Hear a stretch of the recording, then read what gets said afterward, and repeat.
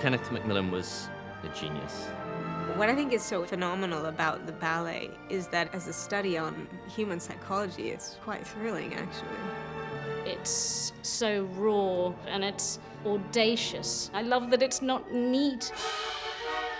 It's entertaining, it's theatrical, it's about real people. It's everything. Officers, our attention should go boom to that officer, boom to that officer. Let there be a little bit more energy between you. Mayerling is a true story, and it's based on Crown Prince Rudolf and his relationship really with his parents and the women in his life.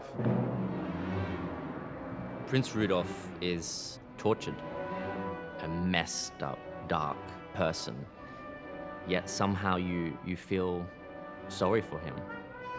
His burning desire to simply hear his mother say, "I love you." You can't help but think that that's influenced the way he approaches his relationships.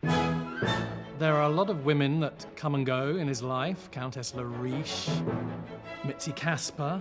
His poor wife that he marries as well. I just genuinely feel sorry for her. And then, of course, Mary Vetsera, who is the last of the ladies. Mary was 15 when they first met.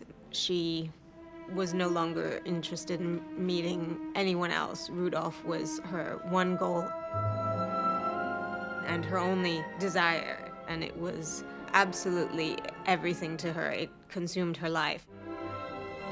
There's an instant burning attraction between them. They were magnets for one another. But then there's the moment that Mary goes over and picks up the skull that Rudolph's been obsessing with, and then starts to play with it and torment him with it. And that for him is the biggest arousal. She had a charisma that Rudolf recognized and was drawn to. He simply couldn't tear himself away from her. He's thinking, wow, this creature is my match.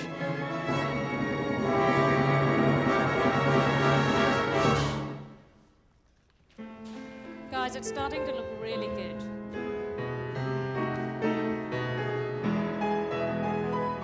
Although Kenneth's work is terribly difficult technically, bum, bum, bum, and something here. And what he's looking for is what's going on here. He's really looking for a dance that can portray the story, really tell the story. Here, da, dum, and bum.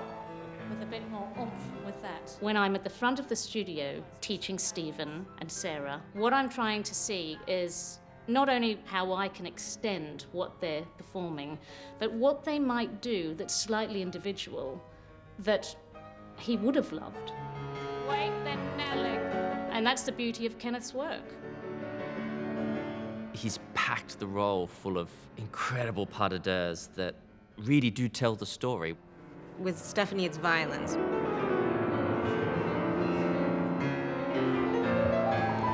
With his mother, he's begging for her love.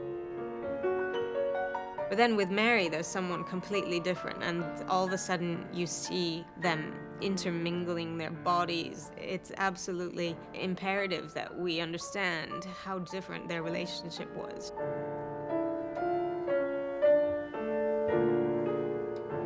It's quite thrilling to dance. It's also difficult because you know how potentially tired your partner is, even though I think Stephen's made of titanium.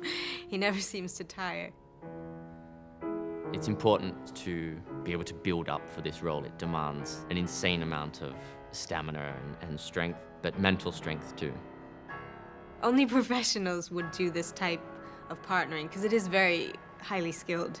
This is something that, you know, you can only, you say don't try it at home. I wish I had been in the room when Kenneth MacMillan created these pas de deux. He loved individuality, and he loved somebody who wasn't afraid to challenge themselves. His ballets allow you to be real, and that's what keeps those ballets alive. Every time it's different, every time it's unique. It's a wonderful gift.